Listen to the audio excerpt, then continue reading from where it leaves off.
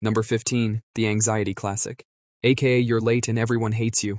You're running through an airport, but your legs move like they're made of oatmeal. You're yelling, but no sound comes out. You forgot you had a final exam, again, and you're not wearing pants. Welcome to the anxiety dream, your brain's way of saying, hey, you seem fine, but I know better.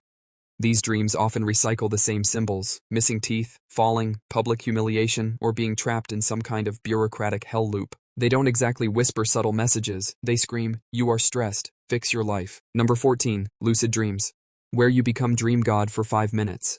Picture this: you're dreaming, and suddenly you realize, wait a minute, this is a dream, and instead of waking up in a cold sweat, your brain hands you the keys to the simulation. Wanna fly? Go for it. Want to fistfight a cloud shaped like your ex? It's your dream buddy. Lucid dreaming is the holy grail of sleep weirdness. It's when the dreamer becomes aware they're dreaming and, with enough practice, can start doing dream hacks like Neo in the Matrix, except instead of dodging bullets, you're usually dodging your job responsibilities in dream form. Science says this happens during REM sleep when certain parts of your brain, like the prefrontal cortex, light up just enough to give you awareness but not enough to wake you up. It's a weird limbo where your logic brain and your lizard brain are sort of cooperating for once. Some people train for lucid dreams using journals, reality checks, and alarms that beep at just the right time. Others fall into them accidentally and use their newfound power to, well, mostly fly and make out with imaginary celebrities.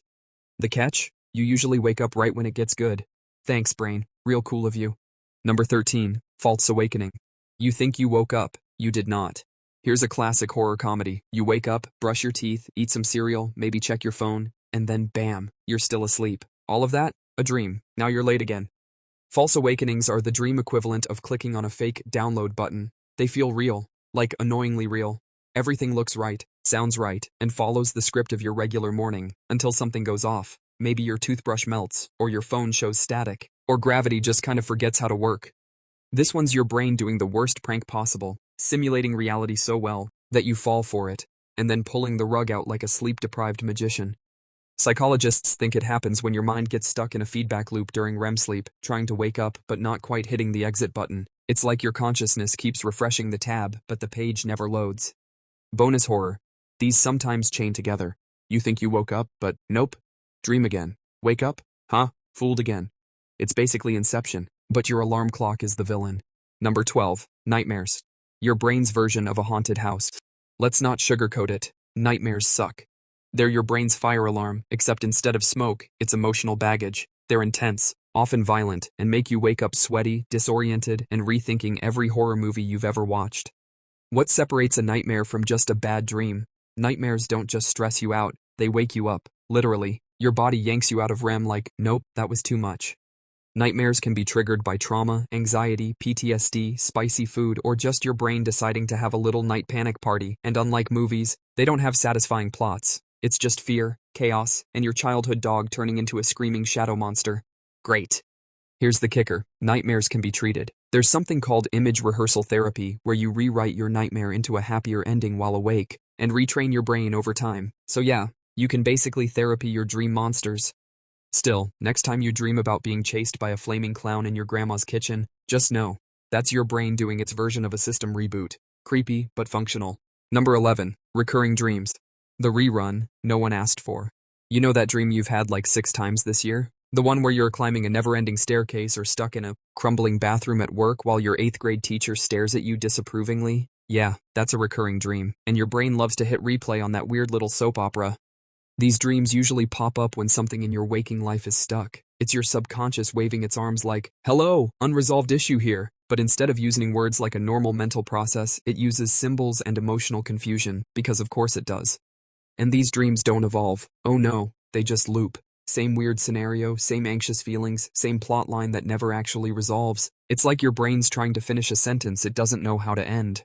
What's wild is that recurring dreams can stick with you for years, decades even. People have reported having the same exact dream since childhood, like the dream is on a long-term lease in your psyche. Some researchers believe they're tied to core beliefs you haven't processed. Others think it's just your brain playing greatest hits, existential dread edition. If your dream has a recurring villain, setting, or crisis, congrats, you've got a psychological mystery box. Now open it, or don't, and enjoy reliving high school gym class every other Tuesday for eternity. Number 10. Prophetic dreams. When you accidentally become a time traveler. Okay, so this one gets a little squishy. Some people swear they dreamt something before it happened, like dreaming about a phone call from an old friend, and then boom, they call the next day. Coincidence? Glitch in the matrix? Tiny psychic superpower? Science calls these precognitive dreams, and yes, they've been studied. Spoiler alert, the evidence is sketchy. Most of the time, these dreams are just vague enough to match a lot of possible outcomes. You dream of water and interpret it as your cousin's basement flooding. Boom, prophecy achieved. But the idea that your brain might be scanning for patterns and making subconscious predictions while you sleep? Not totally out of the question. Your mind is a prediction machine. It's literally what it does for a living. So maybe, some dreams are just really good guesses dressed up as magic. Or maybe you really did dream of your car breaking down a week before it did. And maybe your brain knew that because the brakes were already sounding like a dying whale. Basically, whether it's spooky coincidence or intuitive reasoning, prophetic dreams are less about seeing the future and more about noticing what your brain noticed before you noticed it. Still, it's probably best not to plan your stock trades based on that dream where a raccoon handed you a gold coin and whispered, "Invest in potatoes." Number 9. Sleep paralysis hallucinations. The demon that lives in your chest. Here's a fun one. And by fun, I mean absolutely terrifying. You wake up, you can't move, you can't speak, you feel a crushing weight on your chest. And in the corner, something is watching you, just staring. Welcome to sleep paralysis, the unholy mashup of being half awake, fully frozen, and 100% convinced a shadow demon is about to steal your soul. Sleep paralysis happens when your brain wakes up before your body does. You're stuck in REM mode, where your muscles are still paralyzed to prevent you from acting out dreams, but your consciousness is like, why can't I move? Cue panic. Seriously, every continent has myths about a creature that sits on your chest while you sleep. In Japan, it's called the Kanashibari. In Newfoundland, it's the old hag. In science, it's a temporary REM atonia dysfunction. But let's be honest, demon sounds cooler. The hallucinations vary, but common ones include shadowy figures, whispers, or the feeling of being watched. And yes, you feel completely awake. The terror is real. But the monster? That's just your brain going, what if we imagined something worse than not being able to move? Eventually, your body catches up, you snap out of it, and then you lie there wondering if you actually saw something supernatural, or if you just need to lay off the true crime podcasts before bed. Number 8. Flying dreams. Your brain's cheapest thrill ride. You leap, you float, you soar above cities, oceans, or maybe just your own backyard while yelling, "I'm free!" Welcome to the flying dream, the Disneyland ride of the unconscious. Flying dreams are often associated with feelings of freedom, escape, or control. Psychologists say they usually happen when you're gaining confidence or shaking off something that's been holding you down. Think of it as your psyche doing a victory dance in midair. But it's not always majestic. Sometimes you can't steer, or you can only fly 2 feet above the ground, like you're being trolled by physics. That's your subconscious telling you, yeah, you're getting there, but not quite ready to go full Superman. Flying can also be wish fulfillment. The primal urge to defy gravity and feel weightless. No bills, no social expectations, just sky. It's like your brain briefly cancels gravity and stress at the same time. And sure, sometimes you crash, sometimes you fall, sometimes you're flapping your arms like a chicken with performance anxiety. But for those few glorious moments, you're the main character in your own dream-powered action movie. Just don't try it from your roof, okay? Number 7. Falling dreams. The brain's emergency exit simulation. 1 second you're walking, or running, or just vibing on a mountain cliff for no reason. The next second, wham, you're plummeting into the abyss like Wile E. Coyote after a bad decision. Falling dreams are one of the most common types out there, and no, it doesn't mean you're about to die. Probably. What it does mean is that your brain is having a full-on stress reaction. Some scientists say these dreams are connected to your vestibular system, the part of your brain that controls balance and orientation. It gets weirdly activated during REM sleep, creating that gut-lurching roller coaster drop sensation for literally no good reason. Psychologically, falling often symbolizes insecurity, loss of control, or feeling overwhelmed, and instead of writing you a heartfelt note that says, "You might be spiraling," your brain chooses the more dramatic approach, simulated skydiving without a parachute.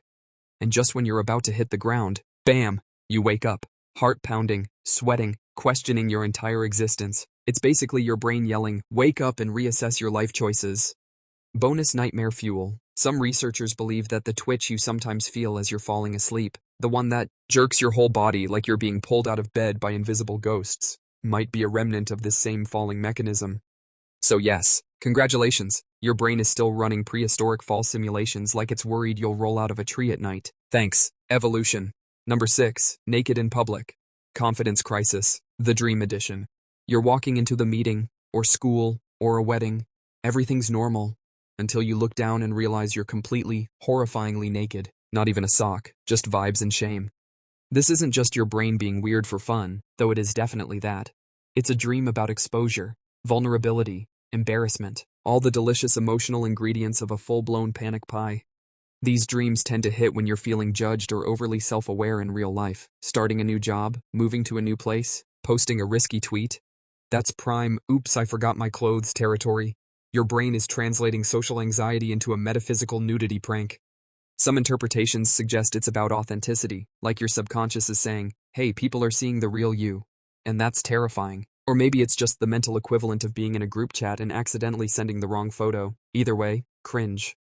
Fun fact. Not everyone finds this dream upsetting. Some people report feeling empowered or free in their naked dreams, strutting down the street like, yeah, I'm butt naked, deal with it. These people are either extremely well-adjusted or definitely lying. But for the rest of us, just know, if your dream self suddenly forgets how to put on pants, your real self is probably dealing with some emotional static. Number 5. The chase scene. Run now, question later. You're sprinting through a forest, or an alley, or a collapsing shopping mall full of mannequins. Something's chasing you. A monster, a shadow, your old landlord, and no matter how fast you run, you never quite escape. Welcome to the chase dream, your brain's favorite cardio routine. These dreams are textbook stress reactions. You're being pursued by something you fear or want to avoid in waking life. Could be a person, could be a deadline, could be your own self-worth wearing a trench coat and bad intentions. What's wild is that your dream chasers often don't even do anything. They just exist, looming, following. That's because the chaser isn't always a literal threat, it's a symbol of avoidance, and you're the main character trying not to deal with it. The psychological meaning? You've got unresolved conflict. Congrats, your brain made it into a horror movie. Bonus detail. The harder it is to move or escape, the more frustrated you feel in real life. Ever tried to punch something in a dream and your arm moves like it's underwater? That's your dream engine on low self-efficacy. Basically, your brain's saying, you feel powerless, and I'm going to visually demonstrate that by making your legs work like a sad Roomba. Moral of the story? Try facing your problems head-on, or keep running in circles around dream IKEA while a vague blob of responsibility follows you forever. Number 4. The weirdly mundane dream. You dream about brushing your teeth? Here's a special kind of psychological insult. You get your precious 8 hours of sleep, and your brain rewards you with a dream about brushing your teeth, or answering emails, or sitting in traffic, again. Welcome to the boring dream, where your unconscious mind says, you know what this fantasy needs? More admin tasks. Why does this happen? It's partially because your brain processes daily routines during sleep, dreaming about making coffee, locking the door, or scrolling your phone for 2 hours without blinking. That's your mind running daily life maintenance scripts, like background processing, but it's your soul dying of boredom. But here's the kicker. Sometimes these dreams feel so real, you forget they were dreams. You'll get up and think, wait, didn't I already send that email? Nope. You just dreamed about being productive, which is somehow more exhausting than actually doing the thing. These dreams tend to pop up when you're overworked, overstimulated, or hyper-focused on your to-do list. Your brain's like, fine, if this is what you care about, I'll make you live it again, in your sleep, forever. You'd think dreaming would be a break, a creative playground where you ride dragons and fight pirates, but nope, you get to fold laundry in an imaginary version of your own sad living room. Again. It's the psychological equivalent of working overtime and not getting paid. Number 3. Dreams within dreams. Inception, but make it confusing and slightly sticky. You wake up in your bed, you go make toast. The toaster starts screaming at you in Latin. You blink, and suddenly you're back in bed. Again. Welcome to the layered lasagna of the dream world, dreams within dreams. This is when you wake up from a dream, only to realize you're still dreaming, and then you do it again, and again, until you lose all trust in your mattress, your reality, and probably your own existence.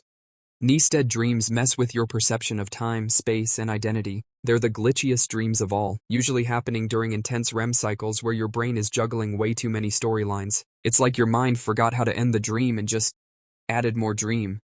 Freud would probably say this is your subconscious fighting to repress a secret thought, while modern psychologists would gently point out that your REM stage is overcaffeinated and overstimulated. Either way, it's mental ping-pong in the weirdest possible direction. They're also unsettling because they feel real. You might even go through full fake morning routines multiple times before realizing none of it was real. At that point, reality starts to feel like a suggestion. You can usually snap out of the loop with a real-world trigger, an alarm, a noise, or just sheer existential dread. But while you're in it, it's the dream equivalent of getting stuck in a hall of mirrors where each mirror thinks it's your alarm clock. And when you finally do wake up, you stare at your ceiling like, am I sure this is real? Or am I about to brush my teeth in another fake dimension again? Number 2, visitation dreams. Ghosts, memory, or just grief wearing a sweater? You see someone you love, someone who's gone, they smile, they talk to you, you hug them, and for a moment, everything feels so real that you forget they're not alive anymore. Then you wake up, and the weight of it hits you like a brick made of sadness. Visitation dreams aren't like regular dreams. They're unusually vivid, emotionally powerful, and strangely comforting, even when they leave you in tears. People across every culture report dreams like this, where a deceased loved one visits, says something meaningful, or just silently sits with them. Unlike typical dreams, these often lack surreal elements, no melting clocks or talking dogs, just presence. Psychologically, visitation dreams are considered a way for the brain to process grief, reconnect with memory, and offer closure we didn't get in real life. Your subconscious might be pulling up stored emotional snapshots and building a moment of peace or resolution. But for many, it feels like more than that. And who's to say it's not? Maybe it's neurons firing, maybe it's spiritual, or maybe grief and love live so deep in your brain they rewrite the rules of sleep just to say one last goodbye. Either way, they stay with you, long after you wake up, long after the details fade, because some dreams don't want you to analyze them, they just want you to feel them. Number 1, the absurd nonsense dream. Everything is weird and you're fine with it. You're baking cupcakes with your 3rd grade teacher in the middle of the ocean, your dog is the president, the sky is purple. Someone keeps handing you pineapples and whispering, the ducks know, and not once do you think, this seems off. This is the pure chaos dream, no plot, no purpose, just a surrealist montage of disconnected ideas wrapped in dream logic burrito, and it's amazing how often you don't question it while it's happening. These are the default settings of your dream brain. When there's no stress to process, no emotions to detangle, and no trauma to relive, your brain's just vibing. It takes bits of memory, leftover sensations, random thoughts, and glues them together with, yes, and energy like a bad improv class. This is because during REM sleep, your logical brain, the prefrontal cortex, goes mostly offline, but your imagination and emotional centers, wide awake, so it's like letting a poet run your operating system with zero adult supervision. Sometimes these dreams are hilarious, sometimes they're confusing, sometimes you wake up and try to write them down and realize, oh, that makes absolutely no sense. But that's okay. Not every dream is a message or metaphor. Some are just your brain doing a vibe check in clown shoes. Dreams don't have to make sense, they just have to exist.